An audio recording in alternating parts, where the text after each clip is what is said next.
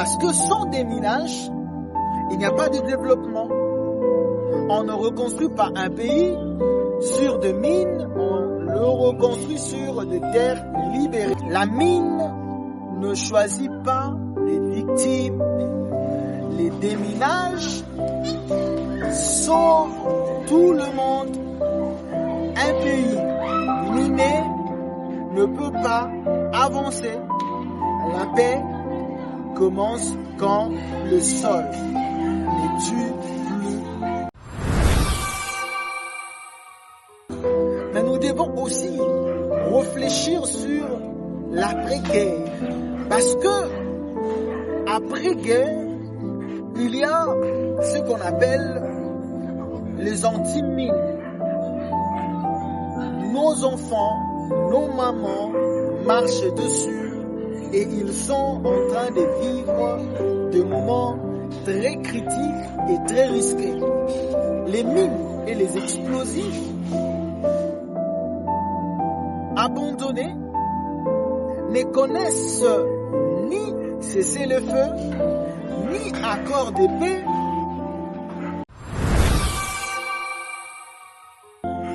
Ils empêchent même le réfugié de revenir chez eux.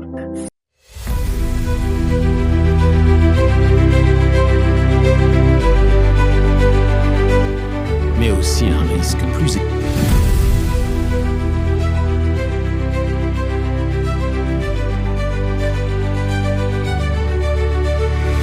Posez des questions, commentez, likez et surtout abonnez-vous pour nous donner la force de défendre la République démocratique du Congo. En tant que chercheur, en tant que penseur, en tant qu'analyste, avec mon équipe, nous avons essayé de réfléchir sur un autre sujet très important, le sujet qui parle de CCLAM, le centre congolais des luttes anti-mines.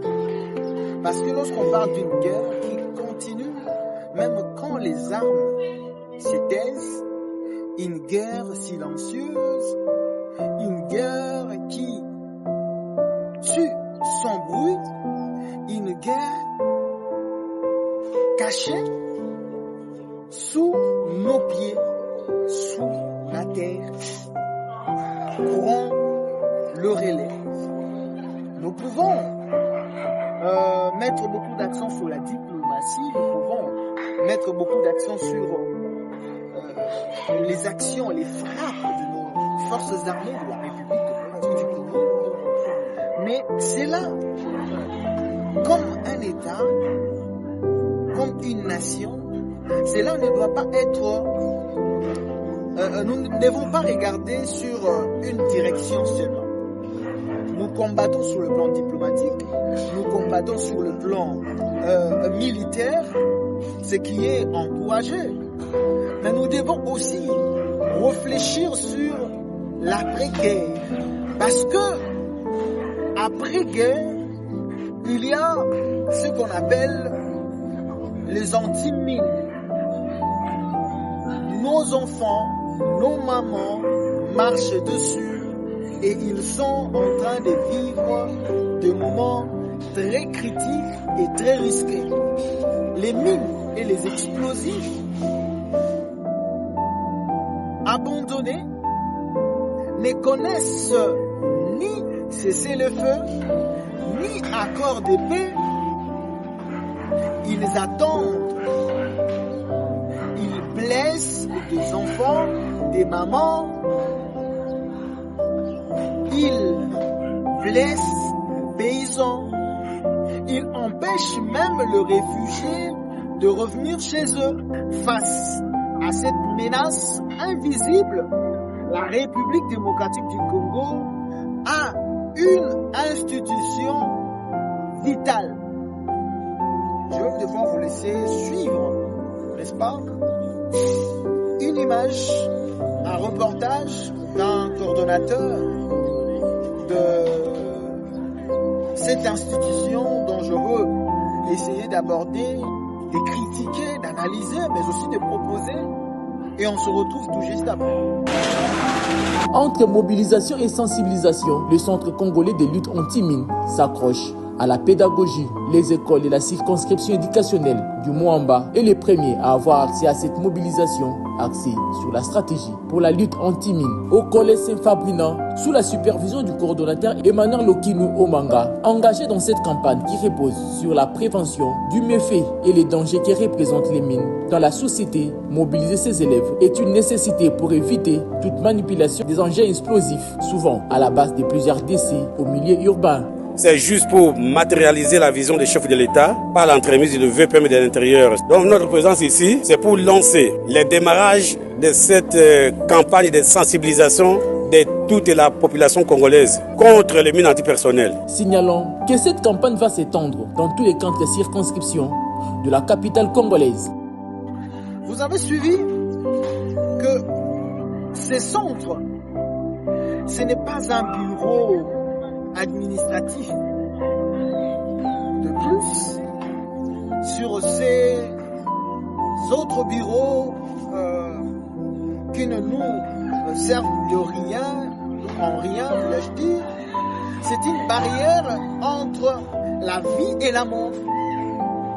C'est une différence entre les camps cultivables, c'est une différence entre le champ cultivable et un champ de mort. C'est la différence entre une école ouverte et un village abandonné. Alors, une institution pareille doit avoir une dose de communication assez élevée, une communication professionnelle. Pourquoi? Parce que sans déminage, il n'y a pas d'agriculture. Sans déminage, il n'y a pas de route sûre. Sans déminage, mesdames et messieurs, il n'y a pas de développement possible. Alors, je me pose la question, au nom du peuple congolais, comment peut-on parler de paix quand nos terres sont encore piégées? Comment peut-on parler de reconstruction quand nos enfants marchent sur la peur? Et c'est ce que nous parlons du problème qui a donné naissance au centre de lutte anti-mine, qui doit travailler souvent, qui a toujours travaillé, voulais-je dire, souvent dans l'ombre et des fois sans moyens. Et voilà pourquoi le chef de l'État, Félix-Antoine Tshisekedi, voilà pourquoi le chef de l'État, Félix-Antoine Tshisekedi Tshilombo, a mis beaucoup d'accent sur cette institution, ces centres, parce qu'il s'agit d'un centre qui fait un grand travail. Dans les années passées, on n'attendait même pas à parler de ces centres, parce que le Congo pouvait être marginalisé, la population, les enfants, les mamans pouvaient être abandonnés à leur triste sort. Mais aujourd'hui, avec l'avènement, voulais-je dire, du président de la République, le chef de l'État, sous l'impulsion, bien sûr, ou la direction du ministère de l'Intérieur, le vice-premier ministre, ministre de l'Intérieur, Jacquemaine Chabani, cette structure commence à prendre de l'ampleur.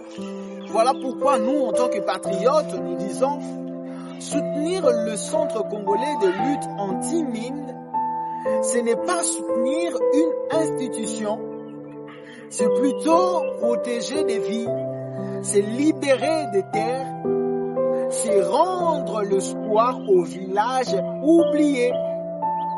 On ne reconstruit pas un pays sur des mines, on ne reconstruit pas un pays sur des sols piégés, mais plutôt on reconstruit un pays sur des terres libérées de tout danger.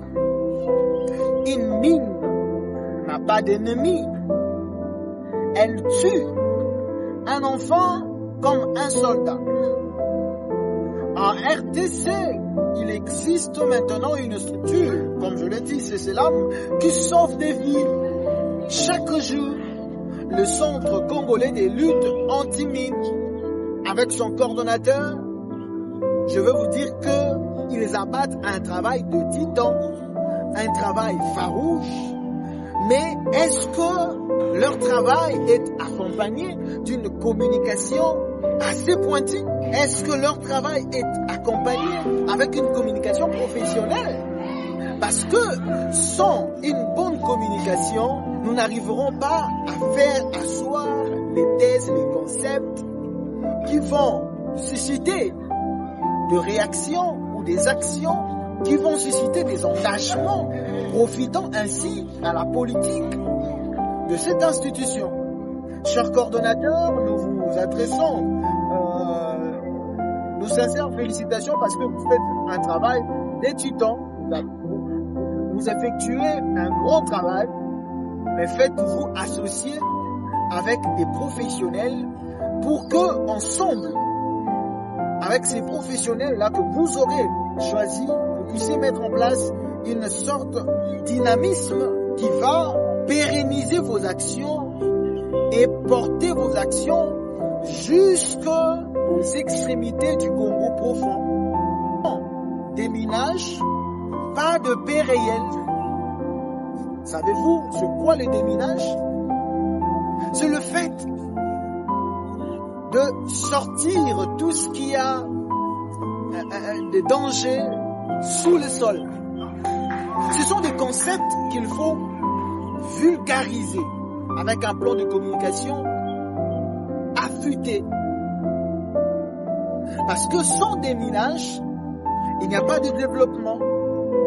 On ne reconstruit pas un pays sur des mines, on le reconstruit sur des terres libérées. Chers coordonnateurs, merci pour le travail. Associez-vous avec des professionnels pour que votre travail ait la dimension ou la même dimension que celle de la structure que vous êtes en train de coordonner. La mine ne choisit pas les victimes. Les déminages sauvent tout le monde. Un pays miné ne peut pas avancer. La paix commence quand le sol ne tue plus.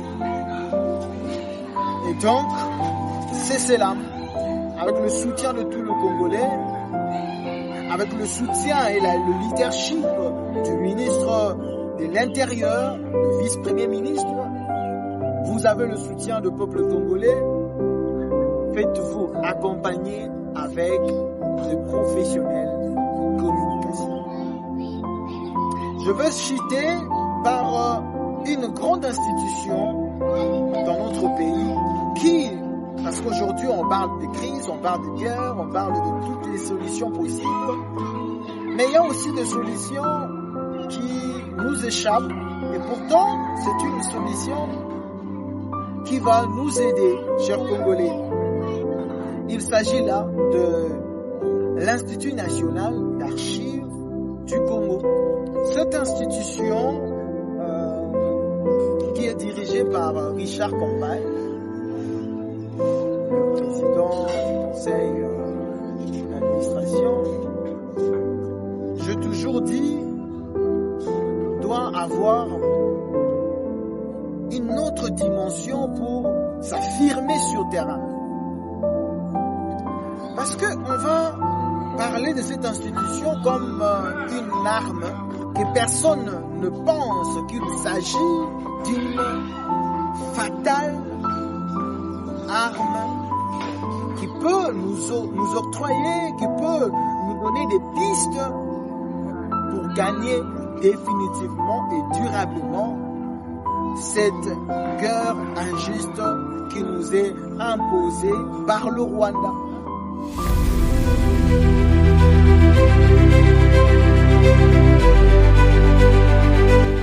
Mais aussi un risque plus élevé.